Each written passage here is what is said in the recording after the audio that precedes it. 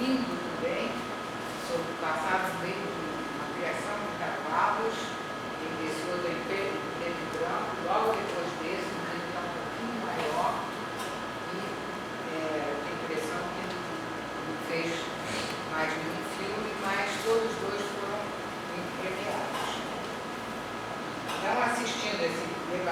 Cruz, eu acho que nós podemos vivenciar com intensidade, né, esse fenômeno, tanto da repetição como o fenômeno da transubjetividade. Né? A gente consegue se integrar no filme, passar a viver esse sofrimento do menino perto do balão, as imagens poéticas, né? Aqueles balões todos lindos, isso tudo é uma poesia que não há conceito, que não pode ser explicada conceitualmente. Ele é um filme de ficção, na verdade se apoia em imagens que são fiéis à vida cotidiana, porque mostra todo o interior, como aparece um pouquinho no começo, mas até um subúrbio de Paris ali. Mas, na verdade, isso é o que menos importa. O que importa é a linguagem eminentemente poética, né? E o que atrai é essa imagética que ela é carregada de um simbolismo. Em lugar dela precisar ser explicada conceitualmente, ela se torna simbólica. É esse simbolismo que traz essa atração desse filme, né? Ela desperta essas profundezas da alma e provoca naquele observador que contempla um fluxo de outras imagens poéticas. Porque isso é uma coisa que o Bachelard enfatiza muito. Você precisa, ao observar o sujeito, ele é criador também dessas imagens. Há uma proliferação de imagens quando você observa uma determinada obra e vive esses fenômenos de transubjetividade e repetição. O tempo também da narrativa não importa. O tempo se passa em dias, semanas, você não sabe. Não há um tempo preciso. O tempo é o tempo do instante, é o tempo que você capta as imagens, vão sendo captadas em instantes e vivenciadas naqueles instantes.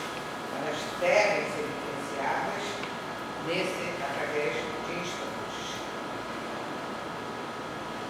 Então, assistindo a esse filme, Bachelard ele diz em relação à literatura, estou trazendo isso para o cinema aqui, que a gente se entrega ao que ele chama de uma sublimação absoluta, que é também uma certa crítica ao Freud, que você sublima porque a arte vai sublimar uma outra coisa. Aqui não, a arte se sublima a si mesma, ela não tem que sublimar algo fora dela. Então é uma sublimação pura, uma sublimação absoluta, não tendo por função sublimar desejos ou paixões, mas apenas se impor com essa intensidade, trazendo em si mesma a sua própria significação, ou seja, ela é uma significação simbólica. Eu não fiz aqui um texto assim, fiquei tão, virei poeta depois de ler Bachelard, eu não sou nem um pouco, gostaria. Já fiz poesias na minha adolescência, mas isso por trás, a filosofia me fez perder um pouco esse dom, né? E o Bachelard trouxe um pouquinho do outro para esse campo poético. Eu resolvi escrever um textinho para encerrar a palestra sobre o que eu acho do cinema. Cinema, estranho mundo de sonhos e ilusão.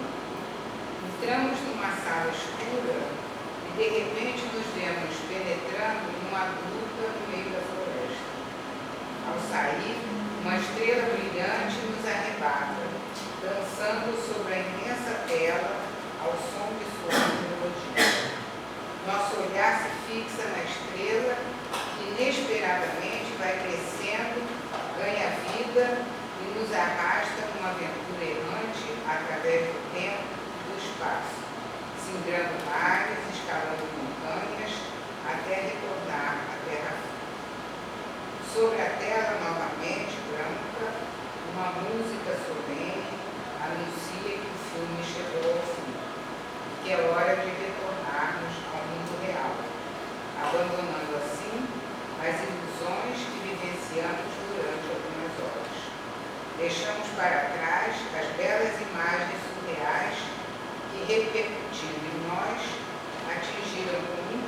coragem e plenitude no âmbito de nosso ser poético.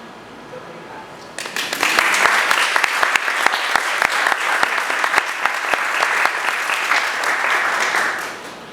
Bom, gostaria de agradecer a professora Marli por mais uma vez participar desses nossos encontros aqui com os professores da universidade, do FIX, da UFRJ. E então, gostaria de registrar a presença do meu orientador, que veio prestigiar a palestra, o professor Ricardo Jardim, que veio prestigiar o seminário. Lisonjeada aí com a sua presença. Então, estamos abertos a perguntas. Professora. Pronta aqui para responder. Só um ponto biográfico, qual foi a atividade do senhor?